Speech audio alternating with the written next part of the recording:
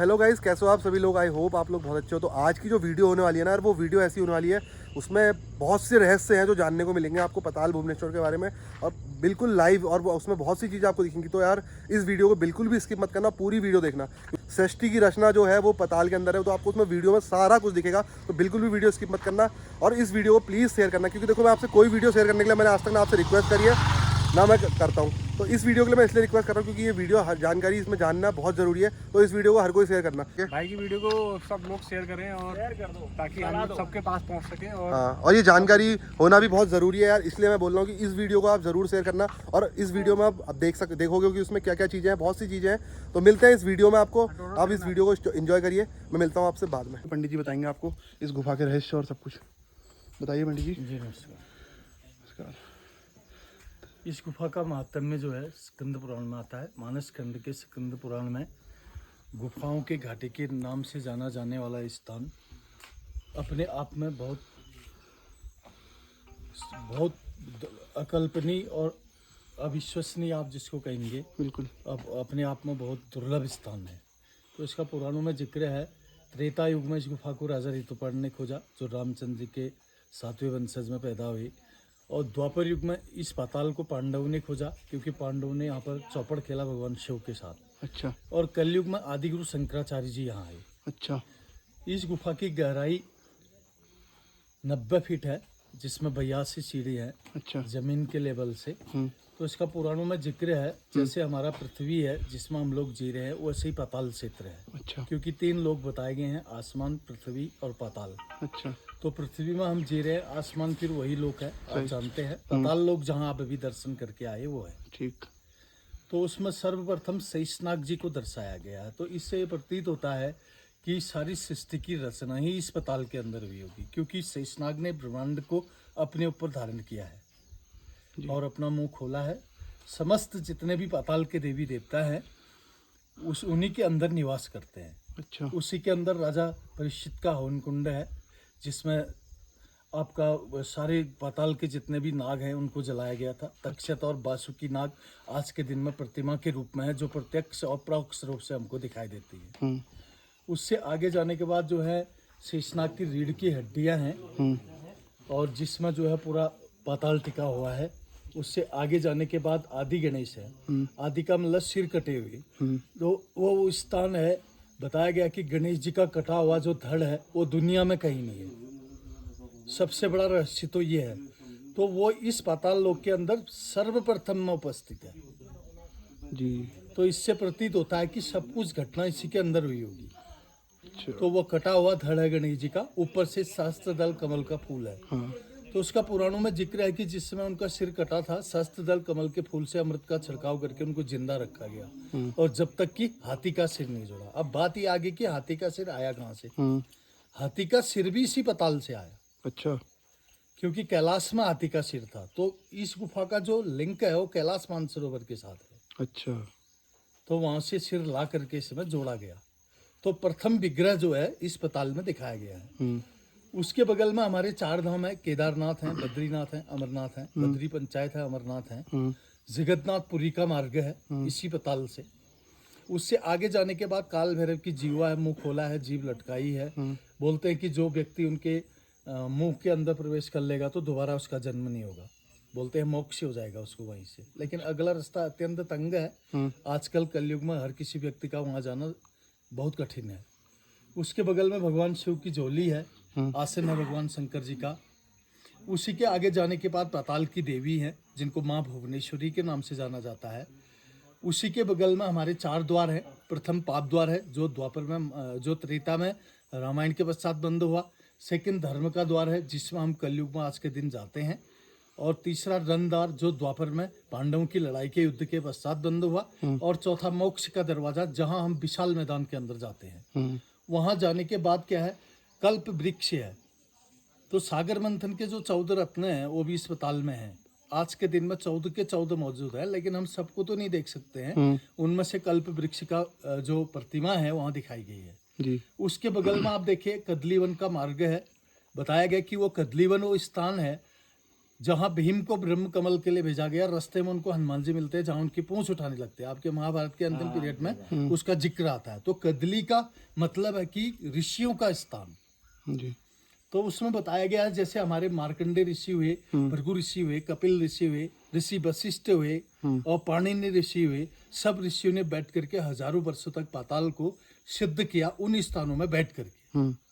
तो बताया तो ये भी गया है कि आज के दिन में भी वहाँ ऋषि तपस्या में बैठे हैं, लेकिन हर किसी को उसके दर्शन नहीं हो सकते हैं, क्योंकि उसके लिए आदमी का शरीर उतना सिद्ध होना जरूरी है। और मार्कंडेश्वर ऋषि आज के दिन में भी हैं वहाँ, जो उनकी पूरी छाया दिखाई गई है। और उससे नीचे जब हम बढ़ते हैं, दूध की धारा है और ऊपर कामधेनु गाय का स्तन है। तो उसका पौराणिक उल्लेख है कि पहले उसमें दूध बहता था, अब जैसे ही कलयुग की शुरुआत हुई तो वो पानी में तब्दील हो गया। नीचे ब्रह्मा जी का सिर है, उसमें पानी के रूप में गिरता है वो। तो उस स्थान पर वो पितृ तर्पण के लिए भी ऊंचा स्थान है, क्योंकि पितरों का तर्पण गया और बद्रीनाथ में भी होता है, लेकिन उन जगहों से बड़ा महात्म्य है पाताल भुवनेश्वर का। किस लिए है? क्योंकि जो ब्रह्मा जी का सिर है वो पाताल के अंदर है, उसका कुछ विशिष्ट महात्म्य है। बताया गया कि हम लोग अपना पितरों का वहाँ तर्पण कर सकते हैं, ऐसा स्कंद पुराण में उल्लेख है। उससे आगे जाने के बाद सप्तजल कुंड है, जो पुराणों में बताया गया है कि वो अमृत कुंड थे। उनका हंस पहरेदार रखा गया। लेकिन एक दिन क्या हुआ कि हंस ने ये सोचा कि आज भगवान ने 7 कुंड अमृत के मुझे दिए हैं, थोड़ा सा अमृत मैं इसमें से पी जाता हूँ। यानी उन्होंने अमृत को जूठा लगाने की कोशिश की, हालांकि पिया नहीं।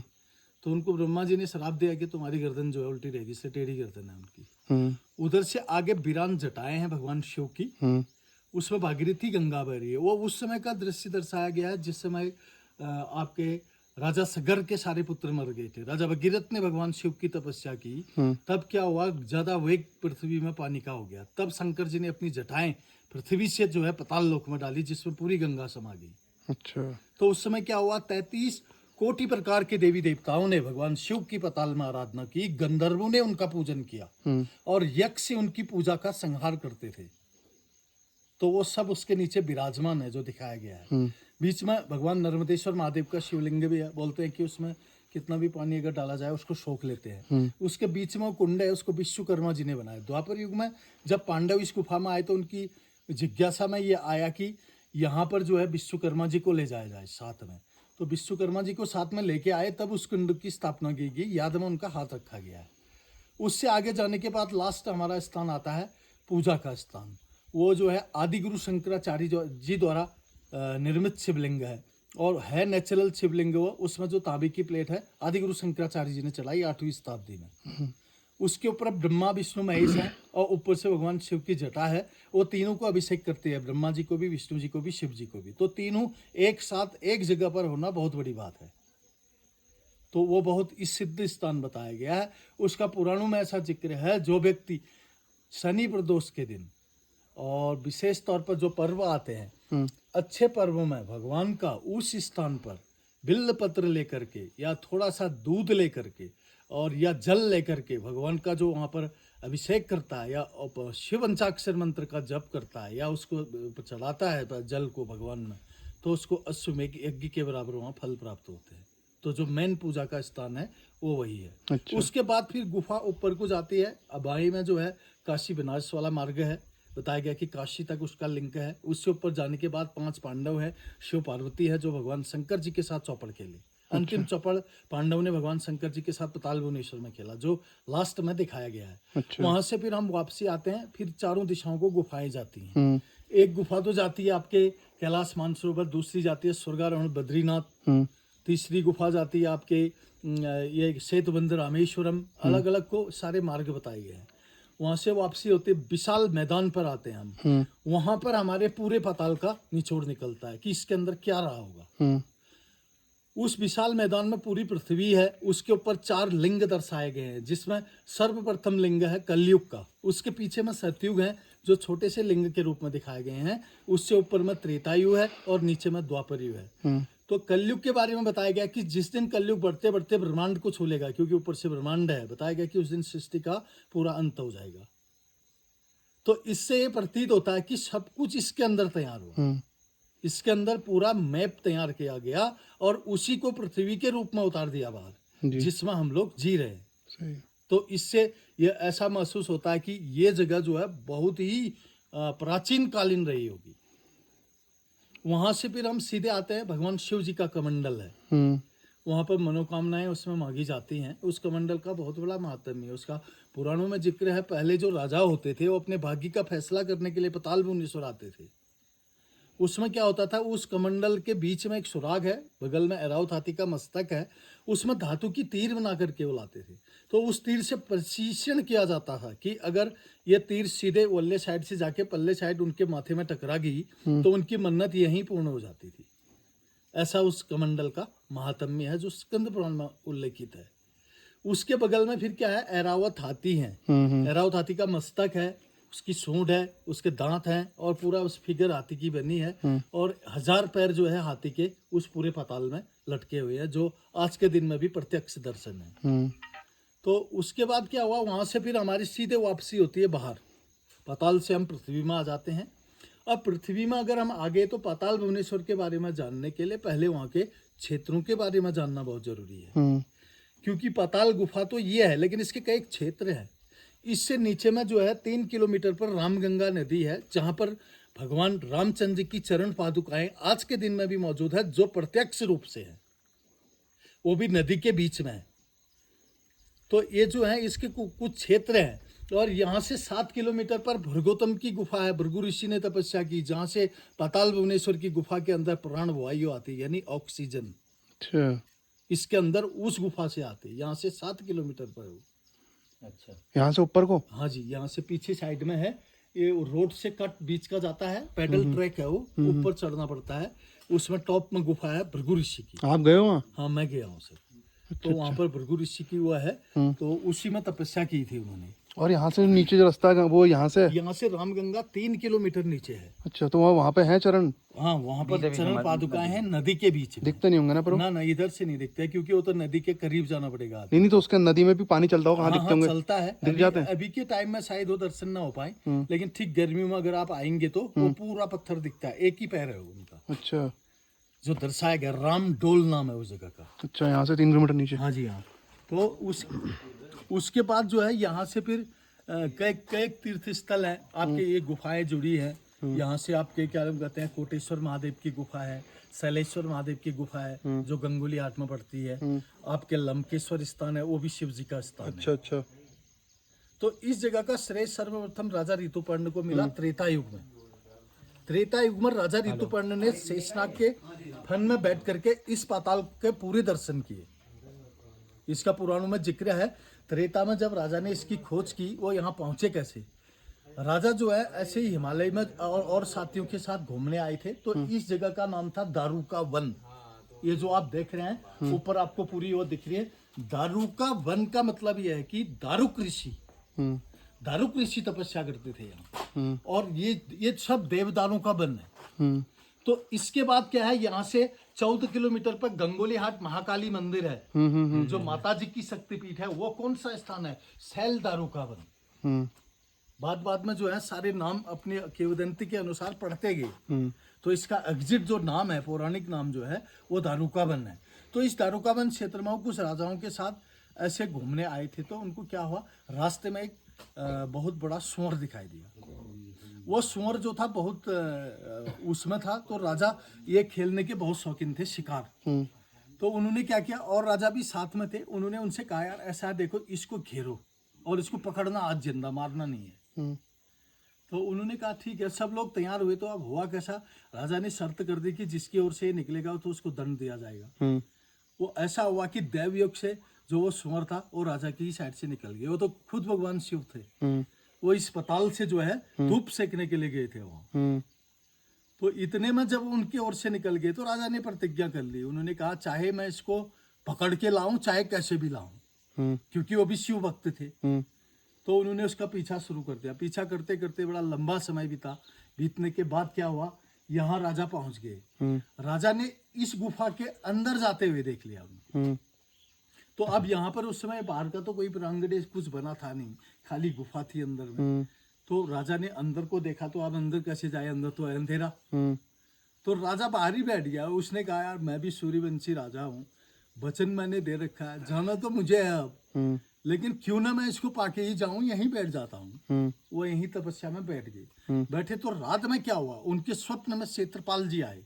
किसी भी क्षेत्र का अंग रक्षक क्षेत्रपाल होता है।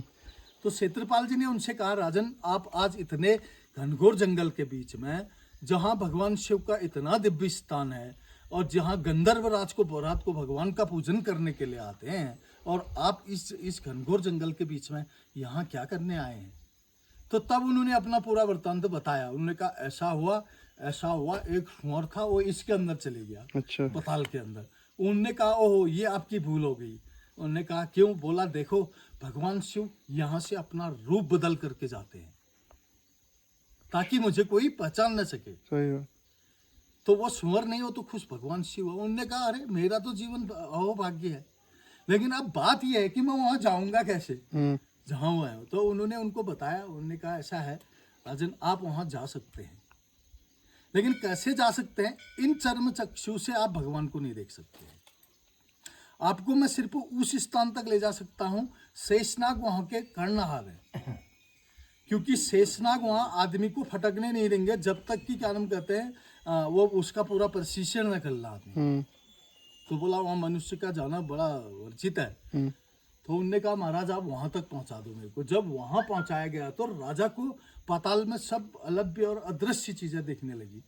तो राजा का मन बहुत वो हो गया। उन्होंने तब उनसे कहा, उन्होंने क्षेत्रपाल जी बाहर आ गए। बाहर आकर के उन्होंने कहा जब आपको दर्शन होंगे आपको अपने ही जगह पर वो पहुंचा देंगे। इतने में क्या हुआ, जितने भी पाताल की नाग कन्याएं थी वो सब आकर के उन्होंने राजा को पकड़ा और सीधे ले गए किनके पास, शेषनाग जी के पास। तब शेषनाग जी ने उनसे प्रश्न किया, राजन पहले तो आप ये बताओ कि आप किस कुल से पैदा हुए हैं। तब उन्होंने अपना पूरा परिचय दिया, मैं रामचंद्र जी के वंशज से पैदा हुआ और राजा ऋतुपर्ण मेरा नाम है। एक स्वर का पीछा करते करते मैं इस पाताल की नगरी में पहुंच बैठा। तो वो यहाँ कहीं अंदर छिप गया। तो उन्होंने कहा ये आपकी भूल है, वो स्वर नहीं भगवान शिव थे खुद। तो उन्होंने कहा अगर आपको शांत शिव के दर्शन करने हैं तो आप अपने इस चर्म चक्षु से उनको नहीं देख पाओगे। आपको इनको देखने के लिए दिव्य चक्षु पहनने होंगे, और वो दिव्य चक्षु भगवान ने मुझे प्रदान की है, और उनके जरिए आप देखेंगे कि पाताल का पूरा रहस्य है क्या, भगवान का स्वरूप इस पाताल के अंदर किस रूप में है। तो इतनी जब वार्ता हुई तो क्या आप राजी हैं, आंखें निकालेंगे। उन्होंने कहा बिल्कुल। राजा ने कहा मैं तो धन्य हूं, मेरे को कोई दिक्कत नहीं है, मेरी आंखें निकाल दी जाए। तब क्या हुआ, राजा की आंखें निकाली गई। शेषनाग जी ने राजा की आंखें निकाली और उनके आंखों में, राजा की आंखों में अपनी आंखें डाली। अपनी आंख डालने के बाद उन्होंने अपने फन में उनको बैठाया, उनसे कहा राजन सुनो, सबसे पहले हम आपको इस पाताल से केदारनाथ ले जाएंगे। ठीक है, तब दिखाया गया ना अंदर सारी चीजें। यहाँ से वो केदारनाथ ले गए, केदारनाथ जी के दर्शन कराए, वापसी हुई, वो रास्ता क्लोज हुआ। यहीं से उनको बद्री पंचायत ले गए, बद्रीनाथ जी के दर्शन कराए।